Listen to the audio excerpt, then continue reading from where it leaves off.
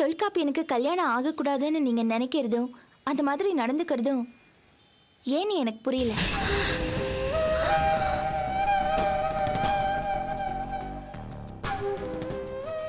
என்ன சாந்தி பேச மாட்டேங்கிறீங்க? நான் எப்படி இந்த மாதிரி ஒரு முடிவுக்கு வந்தேன்னு நீங்க திகைச்சு போய் நிக்கிறீங்கல்ல? எனக்கு தோணுச்சு சாந்தி, தொல்காப்பியன் அப்போ கிராமத்துல பொண்ணு பார்க்க போன போது அந்த கீதாவை கல்யாணம் பண்ணிக்கலான்னு முடிவுக்கு வந்த ஒரு சூழ்நிலையில ஒரு சாதாரண பிரச்சனை பெருசாயி அந்த ஏற்பாடே நின்னு போச்சு. அந்த லெட்டரை பத்தி நான் கேள்விப்பட்டப்போ எனக்கு குழப்பமா தான் இருந்துச்சு. ஆனா அது ஏதோ தற்செயலா நடந்திருக்கும், யாரோ வேண்டாதவங்க எழுதின லெட்டரை வச்சு பிரச்சனை பெருசாயிடுச்சுன்னு நினைச்சேன். ஆனா அதுக்கப்புறம் ஆனந்திக்கும் தொல்காப்பியனுக்கும் கல்யாணம் பேசும்போது கார்த்திக் இங்க வந்து மிரட்டிட்டு போயிருக்காரு. அதுவும் எனக்கு குழப்பமா தான் இருந்தது. ஆனா எங்க வீட்டுக்கு கல்யாண விஷயத்தை பத்தி பேச நீங்களும் தொல்காப்பியனும் வந்தப்போ அங்கேயும் கரெக்டா கார்த்திக் வந்து கலாட்டா பண்ணாரு.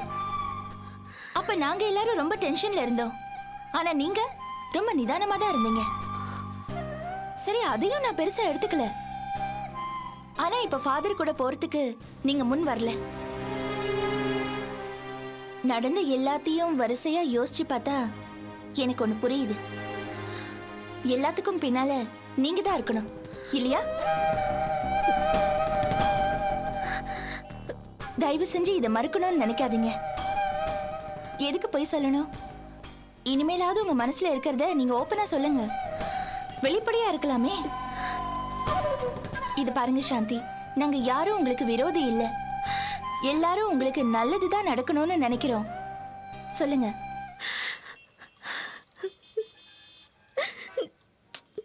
சொல்லுங்க சாந்தி, ப்ளீஸ். இது பாருங்க, சொல்லுங்க சாந்தி.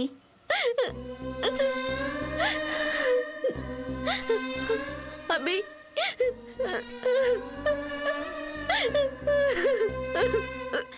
இது பாருங்க சாந்தி, எதுவா இருந்தாலும் என்கிட்ட சொல்லுங்க. அழாதீங்க, அழாதீங்க சாந்தி. இது பாருங்க, எதுவா இருந்தாலும் என்கிட்ட சொல்லுங்க. இது பாருங்க, அழக்கூடாது. சொல்லுங்க, என்ன பிரச்சனை சொல்லுங்க, என்கிட்ட சொல்லுங்க. அபி,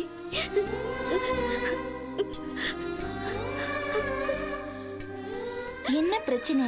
உங்க மனசுல என்ன இருக்கு என்கிட்ட சொல்லுங்க. அபி, உங்களுக்கு ஒரு விஷயம் தெரியாது அபி. என்ன? இதுக்கு முன்னாடி ஒரு முறை நீங்க கீதாவை பொண்ணு பார்க்க சொல்லி அவர்கிட்ட பேசுறதுக்காக வீட்டுக்கு வந்தீங்க. அப்ப நான் அவங்க கிட்ட மனசை விட்டு எல்லாத்தையும் சொல்லணும் தான் நினைச்சேன். நீங்க கிச்சனுக்கு வந்தப்ப கூட எல்லாத்தையும் நான் உங்ககிட்ட சொல்ல ஆரம்பிச்சேன். ஆனா நீங்க அதை கவனிக்காம அப்பவே போயிட்டீங்க. அப்ப அது மிஸ் ஆயிடுச்சு. ஆனா அதுக்கப்புறம் நான் நிறைய சந்தர்ப்பங்களை சொல்லணும்னு நினைச்சேன்.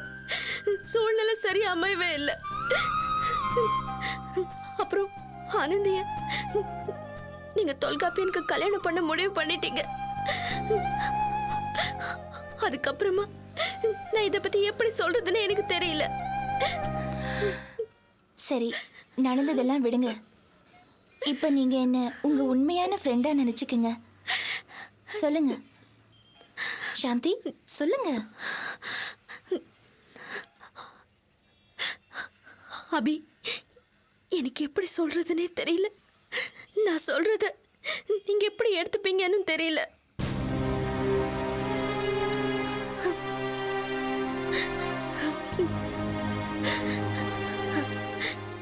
இவர் கூட நான் ஒரே வீட்டுல இருக்க ஆரம்பிச்சு சில வருஷங்கள் ஆயிடுச்சு. இத்தனை காலமா இவர் என்கிட்ட நடந்துகிட்ட விதம், என் குழந்தைகிட்ட காட்டின பெரியம், என்கிட்ட காட்டின கண்ணியம், எங்க 2 பேர் மேலேயுமே இவருக்கு இருக்கிற அக்கறை, இதெல்லாமே என் மனசுல ஆணி அடிச்ச மாதிரி இறங்கிடுச்சு. என்னையும் மீறி ஒரு ஈர்ப்பு அவர் மேல உருவாயிடுச்சு அபி.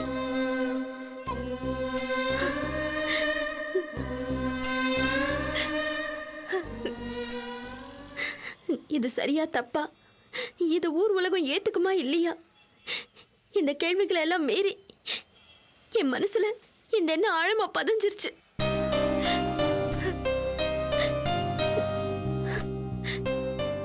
என்ன அபி, ஏன் அமைதி ஆயிட்டீங்க? என்ன சொல்றது சாந்தி, எனக்கு இது அதிர்ச்சியா இருக்கு. நான் இதை எதிர்பார்க்கல.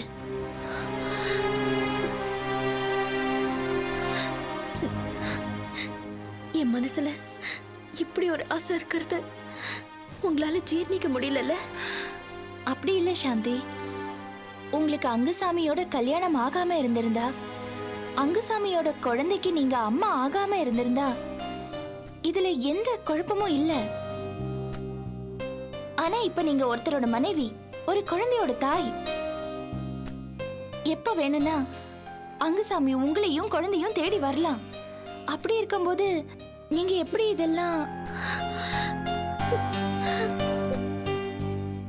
சரி, என்ன விடுங்க, ஊர் உலகத்தை விடுங்க. இன்னைக்கு வரைக்கும் உங்களை தன் நண்பரோட மனைவியா நினைச்சு மனசுல எந்த கல்மிஷமான எண்ணங்களுக்கும் இடம் தராம இருந்துட்டு இருக்காரே தொல்காப்பியன். உங்க மனசுல இந்த மாதிரி ஒரு எண்ணம் இருக்குங்கிறது அவருக்கு தெரிஞ்சிருச்சுன்னா அவர் உடைஞ்சு போயிட மாட்டாரா? அபி, நான் என் மனசுல உள்ளதை மட்டும்தான் சொன்னேன். உணர்வுகள் மனசுல உருவாகும் போது அது விளைவுகளை பத்தி யோசிக்கிறது கிடையாது. இது பாருங்க சாந்தி, இந்த விஷயம் நம்ம 2 பேரோட இருக்கட்டும். வேற யாருக்கும் இனிமே இது தெரிய வேண்டாம். அபி. ஆமா சாந்தி, இது சரியா வராது. உங்க மேல இருக்கிற அக்கறை, தொல்காப்பியன் மேல இருக்கிற அபிப்பிராயம், அந்த அடிப்படையில சொல்றேன். இது சரியா வராது சாந்தி.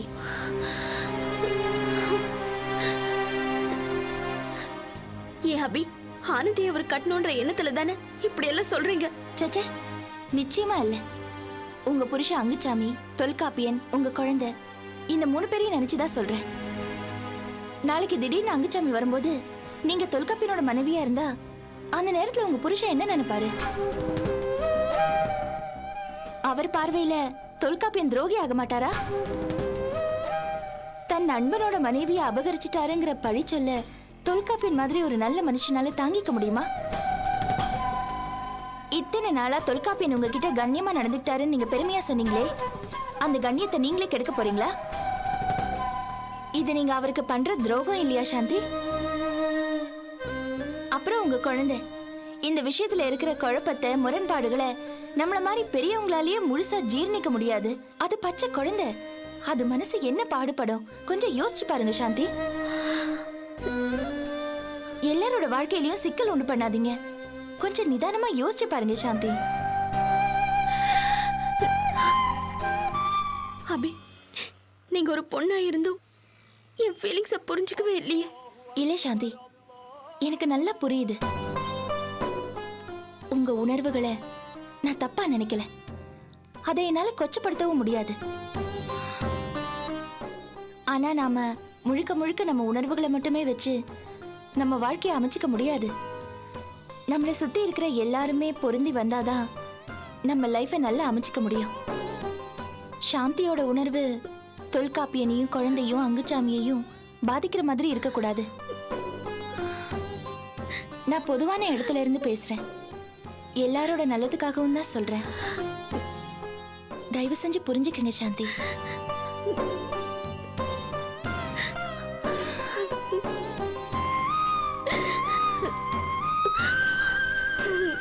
இது பாருங்க சாந்தி, நாம முழுக்க முழுக்க நம்ம விருப்பப்படி வாழற காலம் இன்னும் வரல.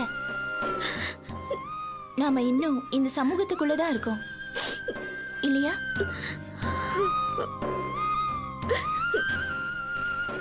இது பாருங்க, இந்த விஷயம் நமக்குள்ள இருக்கிற ரகசியமாவே இருக்கட்டும்.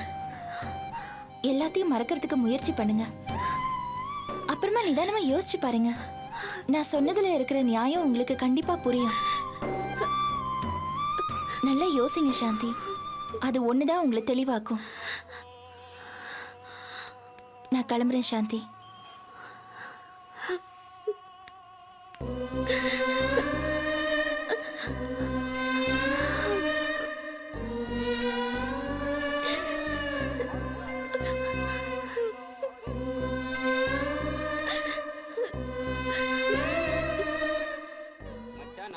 தலைவர் படத்துக்கு போறோம். டிக்கெட் இல்ல. பசங்களாம் இப்ப ரொம்ப விளையாடுறாங்கல்ல? பெரிய விஷயமா வாடா.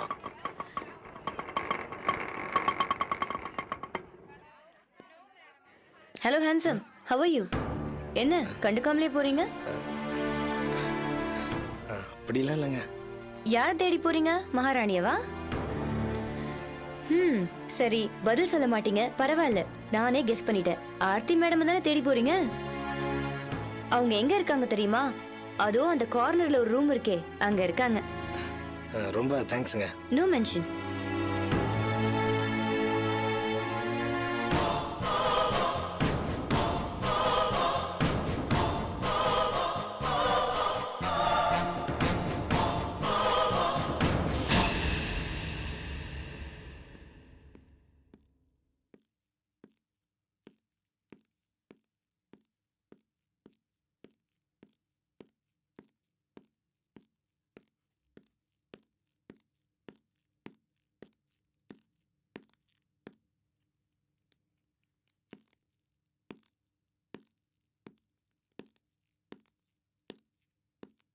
ஆர்த்தி, என்ன இல்லை இங்க என்ன பண்ணிட்டு இருக்க?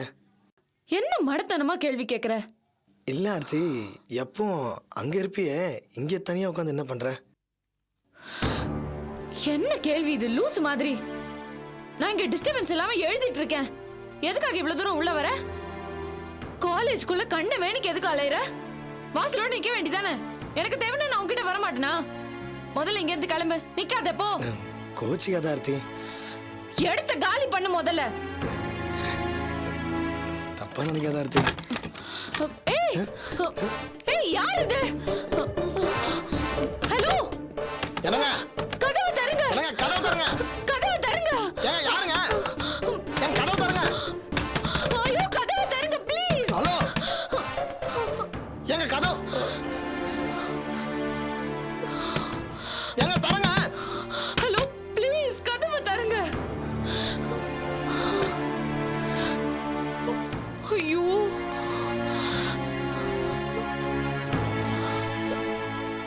ஆர்த்தி, உன்னை யார் இங்க வர சொன்னா?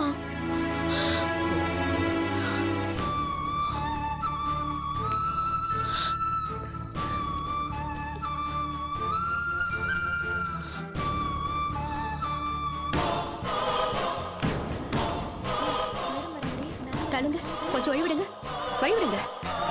வாங்க மேடம் பாருங்க. யாருப்பா? யார் நீ? என்ன இங்க? இல்ல Aarthi. Aarthi, what the hell is going on? என்ன நடக்குது இங்க? இது என்ன காலேஜா இல்ல வேற ஏதாவது இடமா? வாடா குப்பத்து ராசா வா. இந்த இதுக்கு உனக்கு இந்த இடம் தான் கிடைச்சதா? ஒரு ஹோட்டல்ல ரூம் கிடைக்கல, ஒரு லாட்ஜ் கிடைக்கல. நாங்க எல்லாம் படிக்கிற புனிதமான இடம்டா இது. பாழாக்கிட்டியடா பாவி.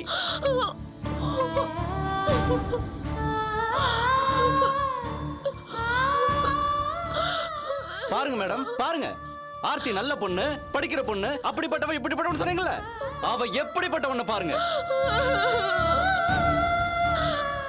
மேடம் இத பார்த்தா நாங்க சின்ன பசங்க, நாங்க கிட்ட போயிருவோம். சிவா, கொஞ்சம் பேசாம இருப்பா. என்ன மேடம் என்ன எடுக்கிறீங்க? இந்த காக்கி சட்டைக்காரன் ஆட்டோ டிரைவர். ஆட்டோ டிரைவருக்கு காலேஜுக்குள்ள என்ன வேலை? பூட்டின ரூமுக்குள்ள இங்க என்ன பிரைவேட் டியூஷன் நடக்குது? ஏய், என்ன பிரச்சனைன்னு யாராவது ஒருத்தர் விவரமா சொல்லுங்க. நான் சொல்றேன் மேடம். சொல்லு மேடம், இது தினம் தினம் நடக்கிற கூத்து. இன்னைக்கு என்னமோ மாட்டிக்கிட்டாங்க, அவ்வளவுதான். என்னம்மா சொல்ற? மேடம், இந்த ரூம்ல இது தினமும் நடக்குது. இவ என்னமோ படிக்கிறேன்னு போவா, அப்ப இவனும் நேரா வருவான், தேடுறேன்னு போவான், கதவு பூட்டிக்கும். அதுக்கப்புறம் எப்ப வருவாங்கன்னே தெரியாது. நான் போக வர பார்த்திருக்கேன். பார்த்துட்டு நீ ஏன் பேசாம இருந்த? மேடம், இதெல்லாம் தப்பு. நான் இவகிட்ட சொன்னேன், இது படிக்கிற இடம் கோயில் மாதிரின்னு சொன்னேன். அதுக்கு உன் வேலையை பாருடின்னு திட்டி அனுப்பிச்சிட்டா மேடம். மை காட், என்கிட்ட வந்து சொல்றதுக்கு என்ன? நான் உங்ககிட்ட சொல்ல போறேன்னு சொன்னேன் மேடம். இவ கேட்கல. நீ வேணா சொல்லிக்கோ, ஆனா நான் நல்லா படிக்கிறவ, அவங்க என் பேச்சு தான் நம்புவாங்க அப்படின்னு சொல்லி என் வாயை அடைச்சிட்டா மேடம்.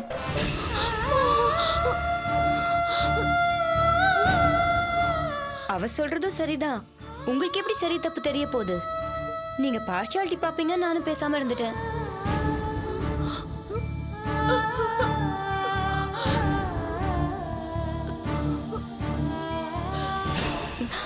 பாருங்க மேடம், என்ன எவ்வளவு கோவமா பாக்குறான்.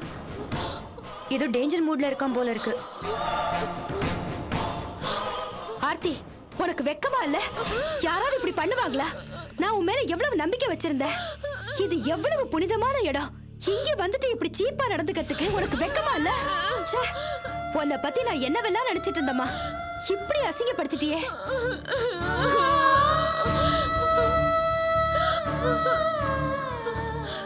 இத நான் இப்படியே விடுறதா இல்ல, டிசிப்ளினரி ஆக்ஷன் எடுக்க தான் போறேன்.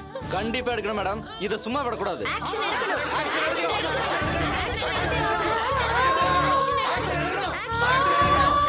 நிறுத்துங்க.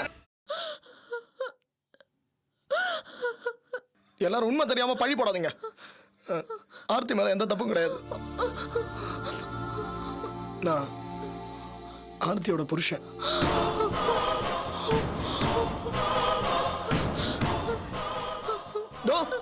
நான் அவ கழுத்துல கண்ண தாலி.